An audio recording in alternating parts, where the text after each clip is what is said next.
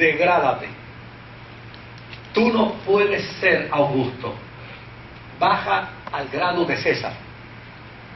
Y desde luego, Constantino se degradó. Pero entonces, como Severo había muerto, Galerio se trae a un muchacho que se llamaba Licinio.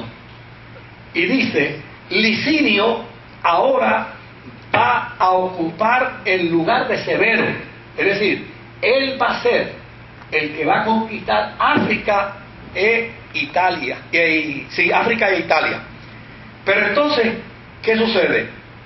A Maximiano, que estaba aliado, con su hijo, entonces lo obligaron a volver a su antiguo grado, porque se había declarado Augusto, y entonces simplemente lo declararon Senior Augusto.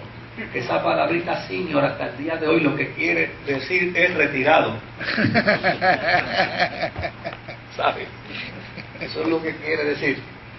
Es retirado. Ahora, pero desde luego esta cumbre no produjo todo el efecto deseado.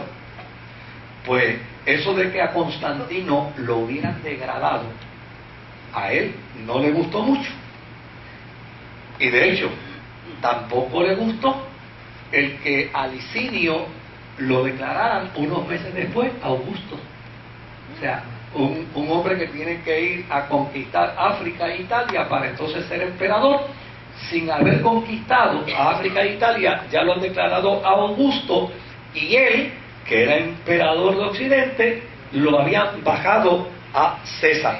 Así es que Constantino prácticamente echa por la borda aquella cumbre del 308. Y desde luego, el Senado de Constantino, evaluando y ponderando bien la situación, decide comisionar a Constantino para que sea él el que reconquiste a Italia y a África. Dice, mira, olvídate de Licinio, ve tú y hazlo tú. Y desde luego, como él se sujetaba a su Senado, el Senado le da carta y él sale entonces a hacer esa batalla para reconquistar a África y a Italia. En octubre del año 312 venció a Magencio, aquel que se había adueñado de África e Italia, y desde luego lo derrotó de manera tan fuerte que a Magencio no le costó otra alternativa que empezar a huir con su ejército, a irse en retirada con su ejército. Pero hubo una situación crítica, y es que había un puente que se llamaba el puente Milvio, y eso usted se lo puede recordar. Es interesante porque ese puente Milvio, desde luego, en aquel tiempo los arquitectos lo habían diseñado para que pasaran 2 o 3, pero no para que pasara un ejército simultáneamente, y mucho menos en la estampida en la que iba. Y sucedió que cuando Magencio iba con su ejército de retirada huyendo, todos quisieron cruzar el puente a la misma vez. El puente se cayó, el puente colapsó y Magencio murió ahogado con gran parte de su ejército. Ahora bien, ese puente, el puente Milvio, o el puente en griego Milvium, ha pasado a la historia como un hito decisivo que demarca precisamente el fin del culto pagano y el auge del cristianismo como religión oficial en el Imperio Romano.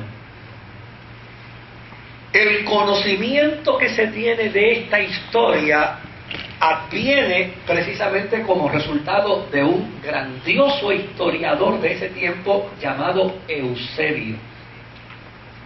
Y Eusebio cuenta en su libro Memorias de Eusebio, Historia de Eusebio, cuenta que el día antes de la batalla de Constantino contra Magencio, para conquistar a Italia y África, en esa víspera Constantino, en su anhelo por ganar la batalla, dobló sus rodillas e invocó la ayuda al Dios de los cristianos.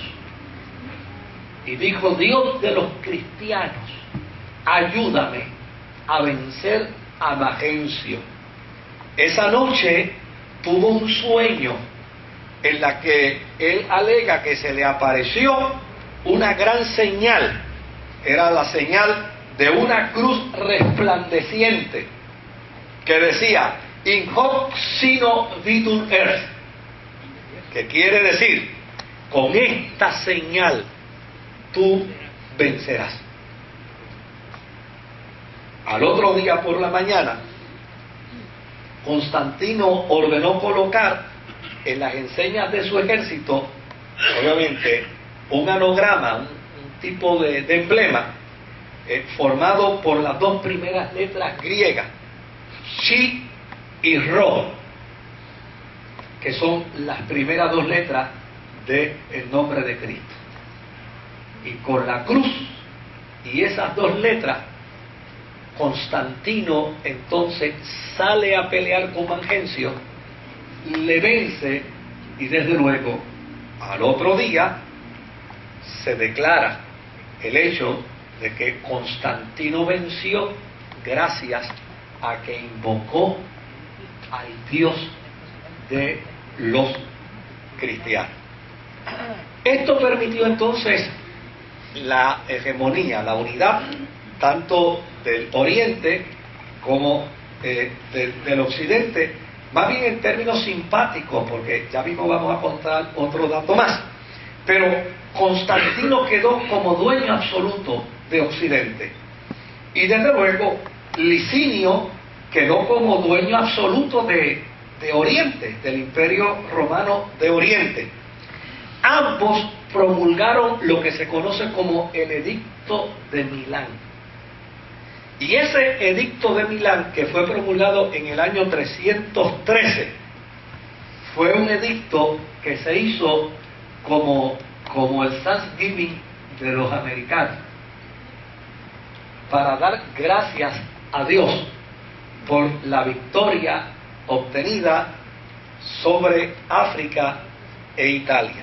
Ahora, en ese edicto, mire lo interesante, en ese edicto, los cristianos, por primera vez, que ya no eran 50, ni 100, ni 200, ni 300, eran millones. Los cristianos, por primera vez, disfrutan de ser parte del Imperio Romano como una religión reconocida, y no solamente como una religión reconocida, sino como la religión oficial del imperio. Y los que han tenido la oportunidad de leer el Edicto de Milán recordarán que ese edicto revela las atrocidades que se habían cometido en los primeros siglos contra la iglesia. A la iglesia le habían quitado sus propiedades, le habían quitado sus templos, le habían quitado sus bibliotecas, le habían quitado sus centros de entrenamiento misional, le habían quitado a los cristianos sus casas, sus fincas. Y ese Edicto de Milán ordena que toda propiedad de los cristianos tiene que ser devuelta a ellos, sin pagar un solo centavo por dichas propiedades. Simplemente el solo hecho de que un cristiano pudiera probar que esa propiedad era de él, era suficiente para que el Estado obligara al dueño actual a devolverla. Y esto generó precisamente una gran confianza dentro de la comunidad cristiana. Claro, Constantino todavía creció aún mucho más.